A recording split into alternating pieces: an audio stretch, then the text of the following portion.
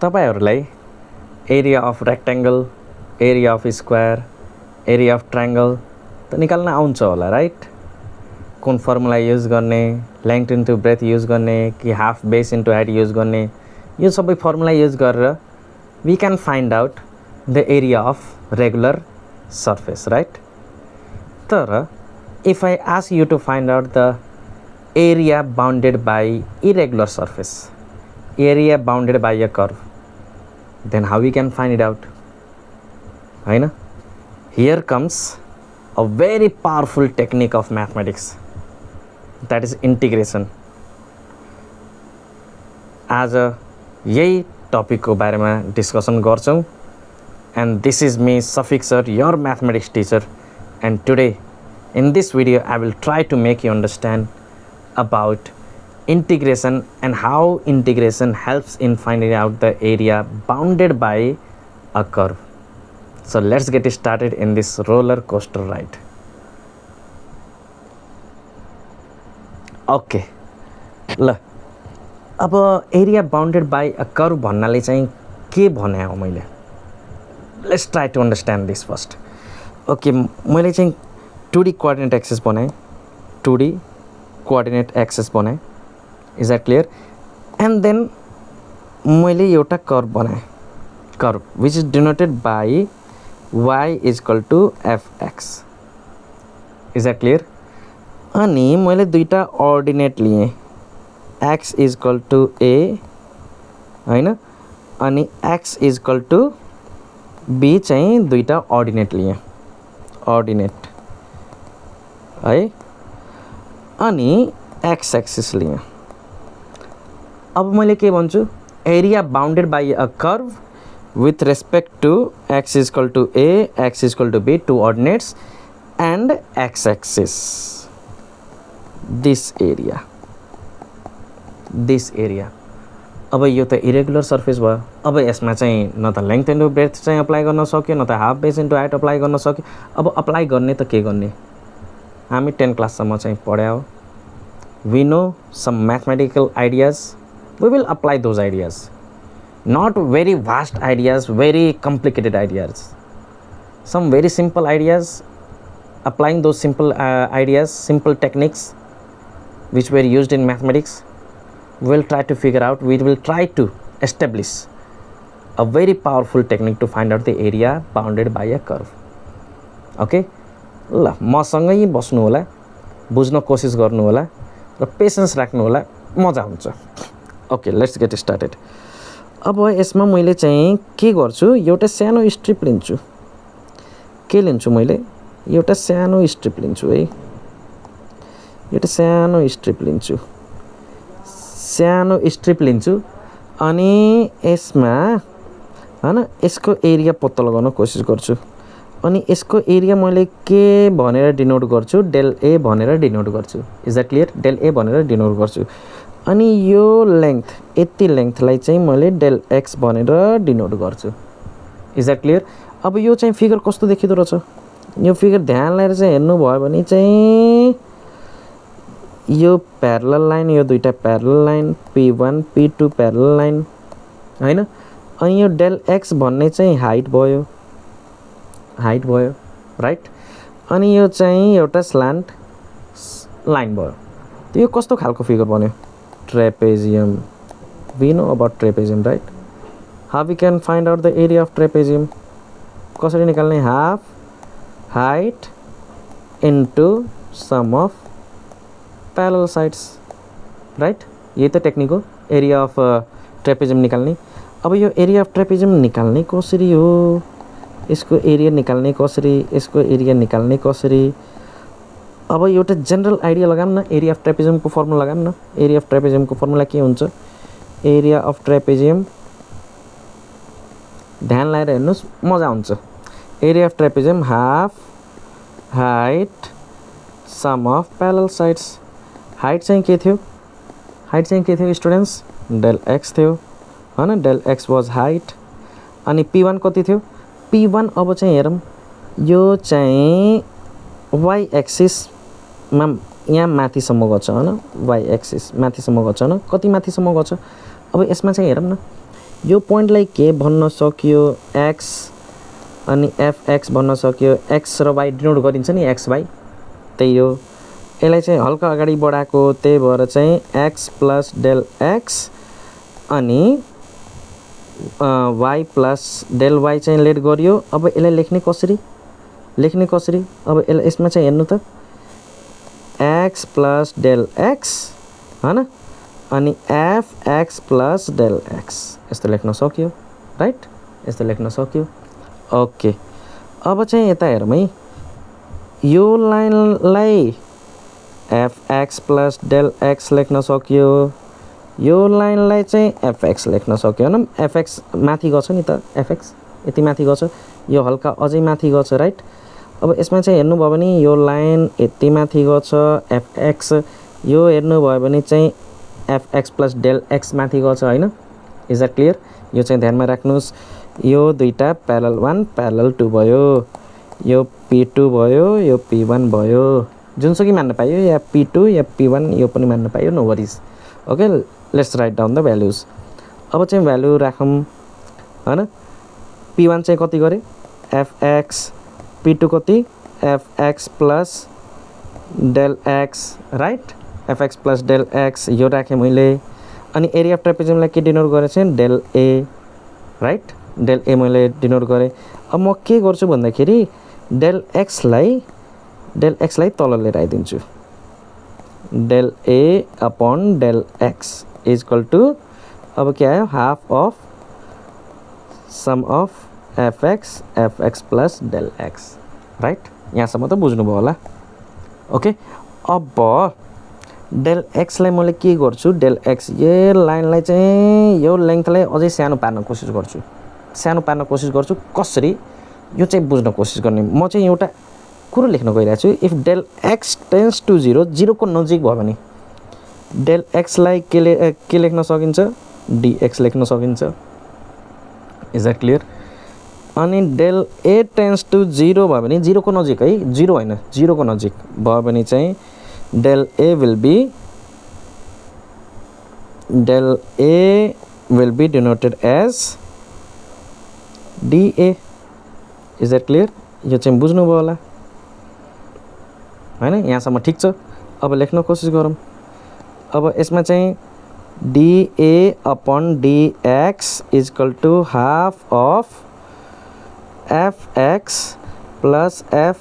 plus del x मैले यहाँसम्म लेखेँ यो सम्म त बुझ्नुभयो होला अब म एउटा भेरी फ्यासिनेटिङ धेरै बच्चाहरूले चाहिँ बुझ्नुहुन्न अब डेल x टेन्स टु 0 भन्नाले चाहिँ के हो अब यसको सिग्निफिकेन्स के छ किन मैले लेखे हो भनेर चाहिँ अब बुझाउन कोसिस गर्छु ध्यान लाएर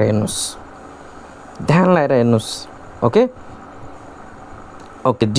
ओके स्टुडेन्ट्स रेडी अब म के गर्छु एउटा कर्भ लिन्छु x equal to x square एउटा जेनरल कर्भ लेखौँ न हैन सबैले थाहा छ ओके म चाहिँ upper limit lower limit define गर्छु a इज इक्वल टु 0 बाट स्टार्ट गर्छु हैन a इज इक्वल टु 0 बाट चाहिँ स्टार्ट गर्छु okay a is equal to 0 बाट स्टार्ट गरे अनि b इज इक्वल टु कहाँसम्म राखौँ b इज इक्वल टु 2 सम्म राखौँ okay b is equal to 3 पनि राख्न पाइयो 2 सम्म राखेर हेरौँ न b इज इक्वल टु 2 सम्म राखेँ ओके अब म के गर्छु स्ट्रिप 10 वटा राखेर हेरौँ पहिला त्यसपछि मैले डेल x लाई चाहिँ त्यो स्ट्रिपको लेन्थलाई चाहिँ घटाउँदै जान्छु अनि त्यसको सिग्निफिकेन्स हेरौँला ओके त्यसको सिग्निफिकेन्स हेरौँला ओके म नम्बर अफ स्ट्रिप कति राख्छु नम्बर अफ स्ट्रिप 10 वटा अहिले राख्छु ओके नम्बर अफ स्ट्रिप 10 वटा राखेँ अब म चाहिँ लेन्थ अफ स्ट्रिप चाहिँ डिफाइन गर्छु लेन्थ अफ स्ट्रिप चाहिँ कति मैले डिफाइन गरेँ भन्दाखेरि ओके कसरी डिफाइन गरेँ भन्दाखेरि b minus a divide by n define गरेँ ओके डेल x भनेको चाहिँ 0.5 अहिले म भन्छु 0.2 सरी 0.2 अनि यो डिफाइन गरेँ मैले स्ट्रिप अब यता हेरौँ धेरै चाहिँ कुरोहरू क्लियर हुन्छ है एकदम ध्यान लगाएर हेर्नु ओके अब यता हेरौँ त कतिवटा स्ट्रिप मैले चाहिँ लेखेँ कतिवटा स्ट्रिप लेखेँ लेडिज एन्ड जेन्टलमेन कतिवटा स्टेप लिएँ 1 2 3 4 5 6 7 8 9 10वटा स्टेप लिएँ अनि यो डेल एक्स चाहिँ यो भनेको चाहिँ डेल एक्स भयो हैन del x is the clear यही लेन्थ हो हैन अनि यो p1 अहिलेसम्म त कर्भ छ यहाँ हेर्नुभयो भने हैन ध्यान लगाएर हेर्नुहोस् त यो अहिलेसम्म कर्भ जस्तो देखेछ हैन कर्भ जस्तो देखेछ अघि नै मैले भनेको थिएँ अघि नै मैले यस्तो बनाएको थिएँ मैले के मानेको थिएँ यसलाई चाहिँ स्ट्रेट लाइन मानेको थिएँ करेक्ट यसमा चाहिँ अहिले कर्भ देखिएको छ अब डेल एक्सलाई चाहिँ टेन्स टु 0 भनेको घटाउन कोसिस गर्छु ओके डेल एक्सलाई चाहिँ घटाउन कोसिस गर्छु कस्तो घटाउन कोसिस गर्छु भन्दाखेरि ध्यान लगाएर चाहिँ हेर्नुहोस् है ध्यान लगाएर चाहिँ हेर्नुहोस् अब नम्बर अफ स्टेप चाहिँ मैले बढाएँ भने चाहिँ डेल एक्स आफै घट्छ नम्बर अफ स्टेप बढाएर हेरौँ ओके नम्बर अफ स्टेप चाहिँ कति राखौँ 25 राखौँ 25 राखेँ डेल एक्स घट्यो हेर्नुभयो डेल एक्स घट्यो अब म के गर्छु 50 राखेर हेरौँ न 50 राखेर अझै डेल एक्स घट्यो राइट यहीँ चाहिँ घटाउँदैछु है यहीँ घटाउँदैछु डेल एक्स फेरि घट्यो अब म के गर्छु 100 राखेर हेर्छु यस्तो देखियो अझै ग्यापहरू चाहिँ भरियो हैन अझै ग्याप भरियो अब यसलाई चाहिँ मैले 200 राख्छु है 200 राख्छु ओके 200 मैले राख्छु अझै भरियो डेल एक्स चाहिँ घटेछ भनेको डेल एक्सलाई मैले टेन्स टु 0 भनेको चाहिँ एकदमै सानो पार्यो भने ग्याप घट्छ अझै सिम्पल फर्ममा ट्रेपेजियम आउँछ एकदमै सानो ट्रेपेजियम आउँछ सबै ट्रेपेजियमलाई चाहिँ एड गर्यो भने एक्युरेट एन्सर दिन्छ is the clear del x tends to 0 भनेको यो हो है छिटो प्र्याक्टिस गर्नु होला है म चाहिँ एकदमै घटाएर चाहिँ गरेको छु 200 राखेर गरेँ अब तपाईहरुले चाहिँ 300 राखेर पनि गर्न सक्नुहुन्छ 300 राख्नुभयो भने झन् डेल एक्स चाहिँ घट्छ डेल एक्स घट्छ यतै हेर्नु त अझै राम्रो चाहिँ सेडेड रिजन आयो हैन ग्यापहरु घटेछ इज दैट क्लियर त यही तरिका हो डेल एक्स टेन्स टु 0 गराउने है अनि यसको सिग्निफिकेन्स पनि बुझ्नु भयो ओके ल अब अगाडि बढौं हाम्रो चाहिँ अब अगाडि कुरोहरु आउँछ अब म के गर्छु डेल एक्स टेन्स टु 0 राख्छु बल्ल राम्रो फिगर बन्छ सेडेड रिजन बन्छ अनि ग्यापहरु घट्छ ओके अब के गर्छु भन्दाखेरि अब dA upon dx अब लिमिट राखिदिन्छु limit del x tends to 0 of fx plus del x चाहिँ लगभग 0 भयो अब यसको लिमिट राख्दिम के आयो fx plus fx हैन डेल x टेन्स टु 0 थियो ओके अब के आइदियो स्टुडेन्ट्स ध्यान लगाएर चाहिँ हेर्नु मजा हुन्छ dx = 1/2 into 2fx हैन 2 काट्यो के भेट्यो students dA upon dx = fx हेर्नु त क्या फ्यासिनेटिङ कुरो चाहिँ भेटेछ यसको मतलब के एरियालाई चाहिँ डिफरेन्शिएट गर्यो भने विथ रेस्पेक्ट टु x के भेटिन्छ फंक्सन भेटिँदो रहेछ भनेको एरियालाई चाहिँ डिफरेन्शिएट गर्यो भने फंक्सन भेटिँदो रहेछ यति ध्यानमा राख्नु होला है कसैले सोध्यो भने एरियालाई चाहिँ डिफरेन्शिएट गर्यो भने के भेटिन्छ फंक्सन भेटिन्छ फंक्सनलाई इन्टिग्रेट गर्यो भने चाहिँ एरिया भेटिन्छ अब त्यो चाहिँ कुरोहरु चाहिँ डिफाइन गर्न गइरहेको छौं हामी ओके यो भयो अब चाहिँ म के गर्छु dA = fx * dx गर्छु dx लाई उतापटि लगिदिन्छु अनि इन्टिग्रेट गर्छु dA = fx dx + c एउटा कन्स्टेन्ट आउँछ राइट कन्स्टेन्ट आउँछ यो a माने मैले अनि fx dx + c माने किनकि इन्टिग्रेसनमा चाहिँ इन्टिग्रेसन के को रेस्पेक्टमा गरेछ x को रेस्पेक्टमा गरेछ भने area is also a function in x यो चाहिँ हाम्रो जनरल फर्म आयो area bounded by a curve is given by this particular expression is that clear अब अगाडि बढौं हल्का अझै अगाडि बढ्न कोसिस गरौँ है अब मैले के यता चाहिँ हेर्नु भयो भने हैन a to b सम्मको चाहिँ एरिया निकाल्ने कहाँसम्म निकाल्ने रे a to b if a x equal to a राख्यो भने चाहिँ के हुन्छ एसम्मको एरिया दिन्छ राइट कहाँसम्मको एरिया दिन्छ एसम्मको एरिया दिन्छ मैले मानौँ चाहिँ यस्तो फिगर बनाएँ यो एक्स इक्वल टु ए यो एक्स इक्वल टु बी हैन एक्स इक्वल टु एसम्म चाहिँ दियो भने चाहिँ एक्स इक्वल टु एसम्मको एरिया दिन्छ राइट एसम्मको एरिया दिन्छ अनि एक्स इक्वल टु बीसम्मको चाहिँ गरायो भने बीसम्मको एरिया दिन्छ राइट एसम्मको एरिया दिन्छ अनि बीसम्मको एरिया दिन्छ एमा चाहिँ बीमा चाहिँ ए को एरिया घटाइदिने अनि हाम्रो चाहिँ सेटेड रिजनको एरिया भेटिन्छ राइट कसको एरिया चाहिँ भेट्टाउनु थियो स्टुडेन्ट्स कसको एरिया भेट्टाउनु थियो हामीले यसको एरिया भेट्टाउनु थियो राइट यसको एरिया भेट्टाउनु थियो त्यो एबी माइनस ए गरिदिने ओके ल स्टार्ट गरौँ हाम्रो आफ्नो काम ए कति भइहाल्छ एफए प्लस सी एसम्मको एरिया अर्डिनेट एसम्मको एरिया है अनि चाहिँ एबी अर्डिनेट बीसम्मको एरिया एफबी प्लस सी हैन FB plus C correct FB plus C अब दुईटाले चाहिँ घटायो भने चाहिँ हाम्रो रिक्वायर्ड एरिया हुन्छ हैन AB minus A equal to FB minus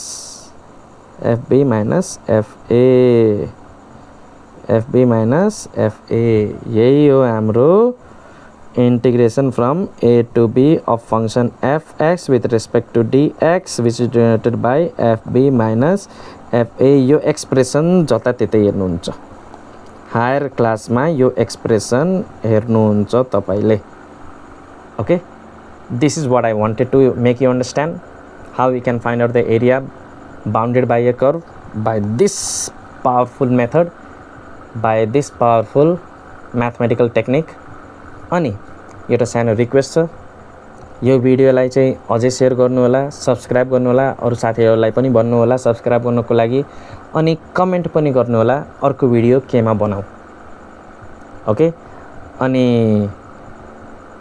म क्लास 12 को क्याल्कुलस पार्ट को भिडियोहरु बनाउन कोसिस गरिरहेछु अनि आउने दिनहरुमा 1-2 डेजमा मैले युट्युबमा चाहिँ हाल्न कोसिस गर्छु okay till then stay healthy happy and good by